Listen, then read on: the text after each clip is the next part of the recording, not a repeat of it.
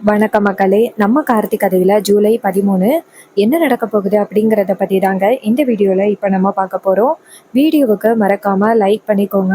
நீங்கள் லைக் பண்ணுறது தான் எங்களுக்கு அடுத்தடுத்து வீடியோ போடுறதுக்கு ரொம்பவே இன்ட்ரெஸ்டிங்காக இருக்கும். ஸோ மறக்காமல் லைக் பண்ணிவிட்டு இந்த வீடியோவை தொடர்ந்து பாருங்கள்.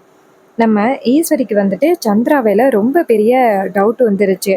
சந்திரா வந்துட்டு அடிக்கடி வீட்டை விட்டு வெளியில் போகிறா. ஆனா எங்க போறா அப்படிங்கிறத பத்தி எந்த தகவலையும் இதுவரைக்கும் அவ சொன்னதே கிடையாது. அப்போ நமக்கு தெரியாம அவ ஏதோ ஒரு வேலையை பார்த்துக்கிட்டு இருக்கா அப்படின்னு ஈஸ்வரிக்கு சந்தேகம் வந்துடுது. அப்போ இன்னொரு பக்கம் சந்திரா என்ன பண்றாங்கன்னா, நம்ம புருஷனுக்கு வேற நம்மளால மிகப்பெரிய ஆபத்து வந்திருக்கு. ஸோ அவர் கை எப்படி இருக்கு அப்படிங்கிறத நம்ம போய் பார்த்துட்டு வரணும் அப்படின்னு என்ன பண்றாங்கன்னா, சந்திரா வந்து என்ன பண்றாங்கன்னா நேரா நைட்டு போல வீட்டை விட்டு கிளம்புறாங்க. அப்போ வெளியில வந்துட்டு ஏதோ சத்தம் கேட்கறது ஈஸ்வரிக்கு காதுல விழுகுது. என்னடா அது சத்தம் கேட்குது அப்படின்ட்டு வெளியில வராங்க. அப்போ சந்திரா வந்துட்டு டக்குன்னு போயிட்டு ஒளிஞ்சுக்கிறாங்க. அக்கா எதுக்கு இந்த நேரத்துல வெளியில வரா அப்படின்னு ஈஸ்வரி நேரா வெளியில வந்து சுத்தி முத்தி பாக்குறாங்க. பார்த்தா ஒருத்தரையும் காணோம். அப்ப ஈஸ்வரி நினைக்கிறாங்க, சரி ஏதோ கனவா இருக்கும் போல அப்படின்ட்டு ஈஸ்வரி மறுபடியும் ரூமுக்குள்ள வராங்க. அப்போ சந்திரா வந்துட்டு அப்பாடா அக்கா பார்க்கல, அவ போயிட்டு தூங்கிருப்பா, நம்ம போய் நம்ம புருஷனை பார்த்துட்டு வரலாம் அப்படின்னு சந்திரா கிளம்புறாங்க. ஈஸ்வரி ரூமுக்கு போனவங்களுக்கு மறுபடியும் ஒரு சந்தேகம். சந்திரா ரூம்ல இருக்காளா இல்லையா அப்படின்ட்டு நேரா சந்திராவோட ரூமுக்கு வராங்க. வந்து பார்த்தா சந்திராவை ரூம்குள்ள காணோம். மறுபடியும் வெளியில வந்து பாக்குறாங்க, எங்கேயுமே சந்திராவை காணோம். அப்போ ஈஸ்வரிக்கு சந்தேகம் வருது. இந்த நேரத்துல சந்திரா அப்படி எங்க போறா அப்படின்னு ஈஸ்வரி ரொம்பவே டவுட் ஆகுறாங்க. இன்னொரு பக்கம் ஈஸ்வரி உட்காந்துருக்காங்க, எங்க சந்திரா போனா அப்படின்னு. இன்னொரு பக்கம் நம்ம சந்திரா என்ன பண்றாங்கன்னா நேரா சிவனாண்டியோட வீட்டுக்கு போறாங்க. அங்க போயிட்டு சிவனாண்டிய பாக்குறாங்க. என்னங்க அப்படின்னு. அப்ப அவரு சிவனாண்டிய பார்த்து வா சந்திரா அப்படின்னு. சந்திரா சொல்றாங்க, என்னங்க உங்களை இந்த நிலைமைக்கு ஆளாக்குனது நான் தானே, என்னை மன்னிச்சிருங்க. கடைசி நேரத்துல இப்படி ஆகும் அப்படின்னு நான் கொஞ்சம் கூட எதிர்பார்க்கவே இல்லைங்க. அந்த டாக்டர் பையன் டக்குன்னு இப்படி சொல்லுவான் அப்படின்னு நான் எதிர்பார்க்கல. அதுக்கு அவர் சொல்றாரு, இங்க பாரு சந்திரா, இதனால எனக்கு உன் மேல எந்த விதத்துலயும் கோவம் கிடையாது. ஒருவேளை அந்த ஈஸ்வரி மட்டும் ஏதாவது பண்ணியிருந்தா அப்படின்னா நான் இன்னைக்கு உன் கண்ணு முன்னாடி இருந்திருக்க மாட்டேன். நீ இடையில வாங்கி அப்படி பண்ணதுனால மட்டும்தான் நான் இன்னைக்கு உன் கண்ணு முன்னாடி உட்கார்ந்துருக்கேன். இங்க பாரு, நீ கவலை விடாத. இது எல்லாம் யாருக்காக நம்ம பண்ணிக்கிட்டு இருக்கோம்? நம்ம ரெண்டு பேருமே சேர்ந்து சந்தோஷமா வாழணும் அப்படிங்கிறதுக்காக தானே இது எல்லாம் பண்ணிக்கிட்டு இருக்கோம். அதனால நீ கவலைப்படாத அப்படின்னு. அப்ப சந்திரா சொல்றாங்க, இல்லைங்க, உங்களை இந்த நிலைமையில பாக்குறதுக்கு எனக்கு மனசுக்கு ரொம்பவே கஷ்டமாவும் வேதனையாவும் இருக்குங்க. அதுக்கு அவர் சொல்றாரு, நீ கவலைப்படாத சந்திரா அப்படின்னு. அப்ப சந்திரா சொல்றாங்க, சரிங்க, கையில கட்டு வந்துட்டு எப்ப பிரிக்கிறதா டாக்டர் சொன்னாங்க. அதுக்கு அவர் சொல்றாரு, அதெல்லாம் சீக்கிரம் பிரிச்சிடறேன்னு சொல்லிட்டாங்க. நீ என்ன பத்தியும் கவலைப்பட்டுக்கிட்டு இருக்காத. நம்மளுடைய முதல் குறிக்கோள் அந்த ஈஸ்வரியை பழிவாங்கணும். அதை பத்தி மட்டும்தான் நம்ம யோசனை பண்ணிக்கிட்டே இருக்கணும், சரியா? அதுக்கு சந்திரா சொல்றாங்க, சரிங்க, நான் எப்பவுமே அதை பத்தி தாங்க யோசனை பண்ணிக்கிட்டு இருக்கேன். அக்கா காரியை எப்படி பழி வாங்குறது அப்படின்னு. உங்களை இந்த நிலைமைக்கு ஆளாக்குன அவளை நான் சும்மா விடுவேனா? நான் கண்டிப்பா சும்மா விட மாட்டேங்க. அதுக்கு அவர் சொல்றாரு, சரி சந்திரா, சரி இந்த நேரத்துல வந்திருக்கியே, ஈஸ்வரிக்கு தெரிஞ்சிச்சுன்னா என்ன ஆகும்? சந்திரா சொல்றாங்க, இல்லைங்க, அக்காக்காரிக்கு தெரியாது. அவளுக்கு தெரியாம தான் நானே வந்திருக்கேன். வீட்டில் உள்ள யாருமே வந்து கண்டுபிடிக்கிறதுக்கு வாய்ப்பு இல்லைங்க. நீங்கள் கவலைப்படாதீங்க அப்படின்னு சிவனாண்டி சொல்கிறாரு. சரி சந்திரா, அந்த வீட்டில் இருக்கிற வரைக்கும் தான் அந்த ஈஸ்வரியை பழி வாங்குறதுக்கு நமக்கு வந்து ஆப்பர்ச்சுனிட்டி கிடைச்சிக்கிட்டு இருக்கோம். நீ ஒருவேளை அந்த வீட்டை விட்டு வெளியில் வந்துட்ட அப்படின்னா நமக்கு வாய்ப்பு கிடைக்காது. அதுக்கு தான் ஈஸ்வரி கிட்ட இப்போதைக்கு மாட்டிக்காத அப்படின்னு சொல்கிறோம். சந்திரா சொல்கிறாங்க, சரிங்க, நான் எந்த வகையிலையும் நான் அக்காக்காரிக்கிட்ட மாட்டிக்க மாட்டேங்க அப்படின்னு. உடனே அவரும், சரி சந்திரா, நீ நேரா வந்துட்டு வீட்டுக்கு போ. ஒருவேளை ஈஸ்வரி உன்னை தேடலாம் ஆரம்பிச்சிட்டான்னா ஏதாவது சொல்லி சமாளி, சரியா? அதுக்கு சந்திரா சொல்றாங்க, சரிங்க, அதை நான் எப்படியாவது சமாளிச்சுக்கிறேன் அப்படின்னு சொல்லிட்டு சந்திரா அந்த இடத்துல இருந்து கிளம்புறாங்க. இன்னொரு பக்கம் சிவனாண்டி கிட்ட முத்து சொல்றாரு, மகனே, இன்னும் எத்தனை நாளுடா ரெண்டு பேரும் இப்படியே பிரிஞ்சுக்கிட்டு இருக்க போறீங்க? அந்த ஈஸ்வரியை பழி வாங்குறேன் அப்படின்னு சொல்லிட்டு உங்களோட ரெண்டு பேரோட லைஃப் தாண்டா ஸ்பாயில் ஆகிட்டு இருக்கு அப்படின்னு. அதுக்கு அவர் சொல்றாரு, மாமா இங்க பாருங்க, எங்களோட வாழ்க்கை எப்போ ஆரம்பிக்கும் அப்படின்னா அந்த ஈஸ்வரி என்னைக்கு தோத்து போய் மூளையில போய் உட்கார்றாளோ அன்னைக்கு தான் எங்களோட வாழ்க்கை ஆரம்பிக்கும். அதுக்கு முன்னாடி நாங்க எங்களுடைய வாழ்க்கையை பத்தி யோசிக்க மாட்டோம். இதை கேட்டதும் அவரு சொல்றாரு, மவனே, என்னடா இப்படி பேசுற? நீங்க ரெண்டு பேரும் சந்தோஷமா இருக்கணும் அப்படின்னு நான் நினைச்சுக்கிட்டு இருக்கேன். ஆனா நீ என்னடான்னா இந்த ஈஸ்வரியை பழி வாங்குறத மட்டுமே குறிக்கோளா வச்சுக்கிட்டு இருக்கியேடா. அதுக்கு இவர் சொல்றாரு, இங்க பாரு மாமா, அதான் என்னுடைய முதல் குறிக்கோள். நான் கண்டிப்பாக வந்துட்டு அவளை சும்மா விட மாட்டேன் அப்படின்னு சொல்லிட்டு பேசிக்கிட்டு இருக்காங்க. இன்னொரு பக்கம் நம்ம சந்திரா இருக்காங்கல்ல, அவங்க நேராக வீட்டுக்கு வராங்க. அப்போது என்ன நடக்குது அப்படின்னு பார்த்தா, ஈஸ்வரி உட்காந்துருக்காங்க. அப்போ சந்திரா நேராக வீட்டுக்குள்ளே வர, ஈஸ்வரி நேராக சந்திராவை பார்த்து சந்திரா அப்படின்னு சொல்ல, சந்திரா ஈஸ்வரியை பார்த்ததோட அதிர்ச்சியாகி நிற்கிறாங்க. ஈஸ்வரி கேட்குறாங்க, இந்த நேரத்தில் நீ எங்கே போயிட்டு வர அப்படின்னு. சந்திரா சொல்கிறாங்க, இல்லைக்கா நான் எங்கேயும் போகலையே, நான் வெளியில தான் நின்றுக்கிட்டு இருந்தேன், நீ பார்க்கலையா அப்படின்னு. அப்போ ஈஸ்வரி சொல்கிறாங்க, நீ போய் கிட்டத்தட்ட 2 மணி நேரத்துக்கு மேலே ஆகப்போகுது. எங்கே போயிட்டு வந்த அப்படின்னு மட்டும் என்கிட்ட சொல்லிட்டேன்னா எந்த வித பிரச்சனையும் இல்லை. ஏன் பொய் சொல்கிற, சொல்லு எங்கே போயிட்டு வந்த அப்படின்னு. அப்போது சந்திரா சொல்கிறாங்க, இல்லைக்கா நான் எங்கேயும் போகலை அப்படின்னு. ஈஸ்வரி சொல்கிறாங்க, எங்கேயும் போகலையா, சரி அப்போ போயிட்டு ரெஸ்ட் எடு அப்படின்னு சொன்னதும் சந்திரா நேராக அவங்களோட ரூமுக்கு போகிறாங்க. அப்போது ஈஸ்வரி வந்துட்டு சந்திராவை பார்த்து முறைக்கிறாங்க. சந்திரா நேராக ரூமுக்குள்ளே போயிட்டு, ஐயோ அக்காக்காரிக்கு தெரிஞ்சு போச்சு, நம்ம புருஷனை தான் பார்த்துட்டு வரோம் அப்படிங்கிறது அவளுக்கு தெரிஞ்சு போச்சு. அப்போவே அவர் சொன்னார், இந்த மாதிரி அன்டைமில் வர வேண்டாம் அப்படின்னு அவர் சொன்னார். நான் தான் அவருக்கு காயம்பட்டுருக்கு அப்படிங்கிறதுக்காக அவரை பார்க்க போகலாம் அப்படின்னு நினச்சி போனேன். ஆனால் கடைசியில் இப்படி ஆகும்னு நான் கொஞ்சம் கூட எதிர்பார்க்கவே இல்லையே. சந்திரா நினைக்கிறாங்க, அக்காவுக்கு என் மேலே சந்தேகம் வந்துருச்சு, நான் அவரை தான் பார்த்துட்டு வந்திருப்பேன் அப்படின்னு. ஈஸ்வரி நினைக்கிறாங்க, வெளியில் நின்று அப்படின்னு சொல்கிறா இவ்வளோ நேரம், கண்டிப்பாக அவள் பொய் சொல்கிறா அப்படிங்கிறது நல்லாவே தெரியுது. கண்டிப்பாக அந்த சிவனாண்டியை தான் போய் பார்த்துட்டு வந்திருப்பாளோ.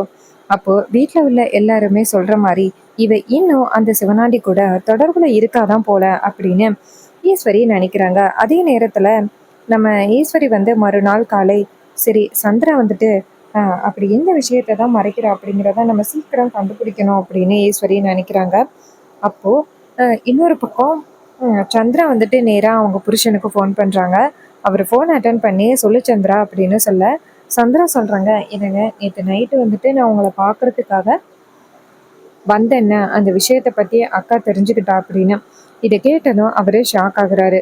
என்ன சந்திரா இப்படி சொல்கிற, ஒருவேளை அவளுக்கு மட்டும் நீ என்னை எப்போவுமே வந்து சந்திக்கிறது தெரிஞ்சிச்சு அப்படின்னா கண்டிப்பாக அவள் சும்மா விட மாட்டாளே, கண்டிப்பாக வந்துட்டு அவள் உன்னை வீட்டை விட்டு அனுப்புறதுக்கு பார்ப்பாளே, இப்போ நீ எப்படி தப்பிக்க போகிற, எப்படி சொல்லி சமாளிக்க போகிற அப்படின்னு. அதுக்கு அவங்க சொல்கிறாங்க, இங்கே பாருங்கள், நான் என்ன சொல்லி சமாளித்தேன் அப்படின்னா, நான் வந்துட்டு சும்மா வெளியில் நின்றுக்கிட்டு இருந்தேன் அப்படின்னு சொல்லி சமாளித்தேன். ஆனால் அக்காவுக்கு என் மேலே சந்தேகம் வந்துருச்சு, நான் கண்டிப்பாக வந்துட்டு உங்களை தான் பார்க்க வந்திருப்பேன் அப்படின்னு. ஏற்கனவே வீட்டில் உள்ள எல்லாருமே என் மேலே சந்தேகப்பட்டுக்கிட்டு இருக்காங்க. இப்போது அதுக்கு கைமாறா நான் வேற இப்படி பண்ணிட்டேன்ல, அதாங்க எனக்கு பயமாக இருக்குது அப்படின்னு. அதுக்கு அவர் சொல்கிறாரு, இங்கே பாரு நீ கவலைப்படாத, நான் பார்த்துக்கிறேன் அப்படின்னு சொல்ல, அவங்களும் சரிங்க எனக்கு ரொம்ப பயமாக இருக்குங்க அப்படின்னு. அதுக்கு அவர் சொல்கிறாரு, இங்கே பாரு இக்காலம் முன்னிட்டும் ஈஸ்வரி மட்டும் எல்லா உண்மையும் கண்டுபிடிச்சிட்டேன், நீ வீட்டை விட்டு வெளியில் போ அப்படின்னு எவ்வளோ அவ சொன்னாலும் நீ கேட்கவே கூடாது. நீ முரண்டு பிடிச்சிக்கிட்டு வீட்டுக்குள்ளே இருக்கிறதுக்கு தான் பார்க்கணும். ஏன்னா நீ எந்த அளவுக்கு வீட்டுக்குள்ளே இருக்கியோ அந்த அளவுக்கு தான் ஈஸ்வரியை நம்ம பழிவாங்க முடியும், சரியா. அதுக்கு சந்திரா சொல்கிறாங்க, சரிங்க என்ன ஆனாலும் பரவாயில்ல, நான் வீட்டை விட்டு வரமாட்டேன் அப்படின்னு சொல்லிட்டு அவங்க சொல்ல, இதை கேட்டதும் இவரும் சரி சந்திரா நான் ஃபோனை கட் பண்ணுறேன் அப்படின்ட்டு அவர் ஃபோனை கட் பண்ணுறாரு. இன்னொரு பக்கம் ஈஸ்வரி வந்துட்டு ரொம்பவே வந்து குழப்பத்தில் இருக்காங்க. சரி நம்ம வந்துட்டு இது வரைக்கும் நம்ம உதவி கேட்காத ஒரு எதிரியை பார்த்து நம்ம உதவி கேட்டே ஆகணும் அப்படின்னு நேராக ஈஸ்வரி வந்து நேராக ஹீரோவுக்கு ஃபோன் பண்ணுறாங்க. நம்ம ஹீரோ வந்துட்டு ஃபோனை அட்டெண்ட் பண்ணி, சொல்லுங்க என்ன வந்துட்டு ஃபோன் பண்ணியிருக்கீங்க அப்படின்னு கேட்குறாங்க. அதுக்கு ஈஸ்வரி சொல்கிறாங்க, இங்கே பாருங்கள் நான் உங்ககிட்ட ரொம்ப முக்கியமான ஒரு விஷயத்த சொல்கிறதுக்காக தான் ஃபோன் பண்ணியிருக்கேன் அப்படின்னு. அப்போ ஹீரோவுக்கு சொல்கிறாரு, சொல்லுங்கள் என்ன முக்கியமான விஷயம் அப்படின்னு. அதுக்கு அவங்க சொல்கிறாங்க, இது மாதிரி உங்களுக்கே தெரியும், இந்த வீட்டில் வந்துட்டு நிறைய பிரச்சனை நடந்துக்கிட்டு இருக்கு அப்படின்னே தெரியும். நீங்கள் ஆரம்பத்துலேருந்து வந்து என் தங்கச்சி தான் வந்துட்டு இது எல்லாத்துக்கும் காரணம் அப்படின்னு ஆரம்பத்துலேருந்தே நீங்கள் சொல்லிக்கிட்டு இருக்கீங்க. ஆனால் அதுக்கான ஆதாரம் எதுவுமே இது வரைக்கும் வந்து சரியாக கிடைக்கவே இல்லை. இப்போது நீங்கள் வந்துட்டு எனக்கு இதை மட்டும் பண்ணுங்க, என் தங்கச்சி மேலே ஒரு வேளை முழு தவறாக இருந்துச்சு அப்படின்னா என் தங்கச்சி அப்படி என்ன பண்ணா அப்படிங்கிறத என்கிட்ட நீங்கள் ஆதாரத்தோட நிரூபிக்க முடியுமா அப்படின்னு கேட்குறாங்க. அப்போ ஹீரோ சொல்கிறாரு, கண்டிப்பாக நீங்கள் எனக்கு வந்துட்டு சரின்னு சொன்னாலே போதும், இதுக்கு பின்னாடி என்ன காரணம் இருக்குது அப்படிங்கிறத நான் கண்டுபிடிப்பேன் அப்படின்னு. இதை கேட்டதும் நம்ம ஈஸ்வரியும் சரி அப்படின்னு சொல்லிட்டு உங்களுக்கு நாளைக்கு வரைக்கும் டைம் கொடுக்குறேன். அதுக்குள்ளேயும் அந்த சந்திரா வந்துட்டு உண்மையாவே அந்த சிவனாண்டிய போய் பார்க்குறாளா? அவ அந்த சிவனாண்டி கூட சேர்ந்துக்கிட்டு என் குடும்பத்துக்கு நிறைய பிரச்சனைகள் கொடுக்கறதுக்கு பார்க்குறாளா? அப்படிங்கிறது எல்லாத்தையுமே நீங்க என்கிட்ட கண்டுபிடிச்சு சொல்லுங்க அப்படின்னு. இதை கேட்டதும் ஹீரோவும் சரிங்க அத்தை அப்படின்னு சொல்லிட்டு ஃபோனை கட் பண்றாங்க. அதுக்கப்புறம் ஈஸ்வரி என்ன பண்றாங்கன்னா, என் தங்கச்சிய வந்துட்டு நான் அவன கண்டுபிடிக்க சொல்லியிருக்கேன். நான் அப்படி பண்ணது ரொம்ப பெரிய தப்பு தான். ஆனா, வேற வழி இல்ல. உண்மைய கண்டுபிடிக்கணும்ல அப்படின்னு ஈஸ்வரி நெனைக்கிறாங்க. இன்னொரு பக்கம் நம்ம ஹீரோ வந்துட்டு நேரா மயிலுக்கு ஃபோன் பண்றாங்க. மயிலு ஃபோன் அட்டெண்ட் பண்ணி, "சொல்லுங்க சகலா" அப்படின்னு சொல்ல, அப்ப ஹீரோ சொல்றாரு, "நமக்கு ஒரு முக்கியமான ஒரு பொறுப்பு வந்திருக்கு" அப்படின்னு. இது கேட்டதும் அவங்க சொல்றாங்க, "என்னது முக்கியமான பொறுப்பா? என்ன பொறுப்பு?" அப்படின்னு. அப்ப அவரு சொல்றாரு, "இது மாரி சந்திரா அத்தை சின்னத்தை இருக்காங்கல்ல, அவங்கள பத்தின உண்மைய அத்தை வந்துட்டு என்கிட்ட நிரூபிக்கணும் அப்படின்னு சொல்லியிருக்காங்க. ஒருவேளை அப்படி நிரூபிச்சுட்டா சந்திராவை வீட்டை விட்டு அனுப்புறதா அத்தை வந்துட்டு என்கிட்ட வாக்கு கொடுத்துருக்காங்க. இது நமக்கு கிடைச்ச மிகப்பெரிய வாய்ப்பு. ஒருவேளை அந்த சந்திரா மட்டும் தப்பானவ அப்படின்னு நம்ம நிரூபிச்சிட்டோம் அப்படின்னா கண்டிப்பா அத்தை வந்துட்டு அவங்கள வீட்டை விட்டு துரத்திடுவாங்க. இது போதும் நமக்கு அப்படின்னு சொன்னதும் ரொம்பவே சந்தோஷப்படுறாங்க. சூப்பர், இது போதும் நமக்கு அப்படின்ட்டு ரொம்பவே சந்தோஷப்படுறாங்க. அப்ப ஹீரோ என்ன பண்றாருன்னா, அந்த சந்திரா பத்தின உண்மையை கண்டுபிடிக்கிறதுக்கு ஒரு மிகப்பெரிய ஆளு அப்படின்னு பார்த்தா அந்த சிவனாண்டி தான். அவனை அடிக்கடி அவங்க சந்திக்க போவாங்க. அவங்க சந்திக்க போற நேரம் தெரிஞ்சாலே அவங்கள பத்தின உண்மையை கண்டுபிடிச்சிடலாம் அப்படின்னு. அதே நேரத்துல மயிலு சொல்றாரு, "சகல, இப்போ சிவனாண்டிக்கு ஒரு காயம் பட்டிருக்கு. கண்டிப்பா அந்த சிவனாண்டியை பார்க்கறதுக்காக அத்தை எப்ப பார்த்தாலும் போவாங்க. ஸோ அவங்க போறப்ப அவங்கள பத்தின உண்மையை சுலபமா கண்டுபிடிச்சிடலாம். அவங்க எப்ப இந்த இடத்த விட்டு போறாங்க அப்படிங்கிறத நான் பார்த்து நான் சுலபமா உங்ககிட்ட சொல்லிடுறேன். அதை வச்சு அவங்கள நீங்க வந்து ஒரு முடிவு கட்டிடலாம்" அப்படின்னு. இதை கேட்டதும் நம்ம ஹீரோ சொல்றாரு, "சரி, அப்ப அது மாதிரியே பண்ணுவோம்" அப்படின்னு சொல்லிட்டு வெயிட் பண்றாங்க. இன்னொரு பக்கம் நம்ம மயில் இருக்காருல்ல, அவர் வந்துட்டு அவங்க அத்தை எப்ப வீட்டை விட்டு போறாங்க அப்படிங்கிறத பார்த்துக்கிட்டு இருக்க. அதே மாதிரி சந்திரா வந்துட்டு வீட்டை விட்டு கிளம்புறாங்க. அப்ப அவர் நினைக்கிறாரு, சூப்பர், இது நமக்கு கிடைச்ச அருமையான வாய்ப்பு.